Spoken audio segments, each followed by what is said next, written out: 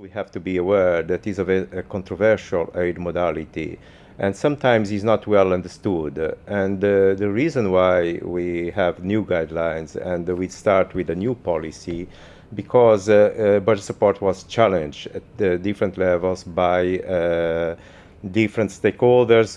We had our member states, for instance, in our discussions that they want to see a better articulation with budget support with our main objective, which is still reduction, poverty reduction, but with the other principles that are also part of the Lisbon Treaty, for instance, consolidate democracy, and knowing that budget support reflects political choice, is important to see how those choices are reflected into the budget.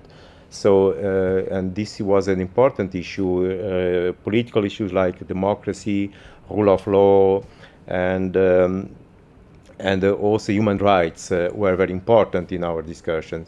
Another challenge, it was in our discussions with the Court of Auditors to improve our methodology, to improve the way we assess budget support, the eligibility criteria and the conditions, and the risk, how we treat the risk.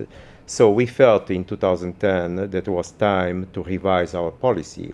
Last time we did that, it was in 2000.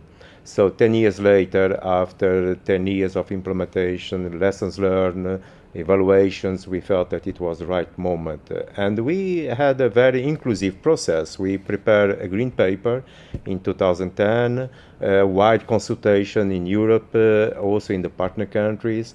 We discussed with the other partners, international organizations like the World Bank, the IMF, regional banks, before we start to formulate the new policy, because it was important for us to understand the problems, the issues, but also how the other partners, they reacted. And after that, we came with a new policy, a new communication in October 2011. We had the support of the member states in May 2012, the Council conclusions, where the member states strongly support the new policy. And finally, in September last year, our guidelines were approved by the Commissioner. What we want with these guidelines is to improve what was already good with the former policy. For instance, issues like the focus on results and the performance that we had already, to have part of our disbursement linked to the performance on the results of the partner countries. But also we want to improve the way we assess those conditions. But also we have introduced important change in the new policy. For instance, we have introduced a new eligibility criteria, a new condition, which is about the transparency and oversight of the budget. And this is to reinforce the accountability of the process, because what we want through this eligibility criteria is that the partner country, they publish all the relevant information regarding the budgetary process in order for civil society organizations to check the budget, how money is collected and expended, other stakeholders, the parliaments, and also their audit institutions. So this was very important to reinforce the accountability aspect of our budget support operation. From our side also there was a commitment from EU side to publish relevant information regarding our agreements with the partner countries and the conditions that are attached to those agreements.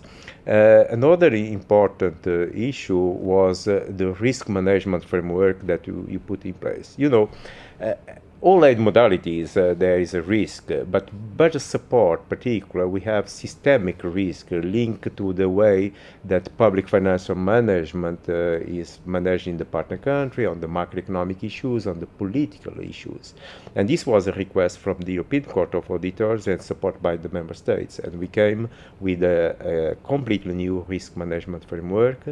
And we have improved also the way that the Commission manage budget support. We have created at headquarters level what we call a budget support steering committee. It's a kind of board that is shared by our Director General.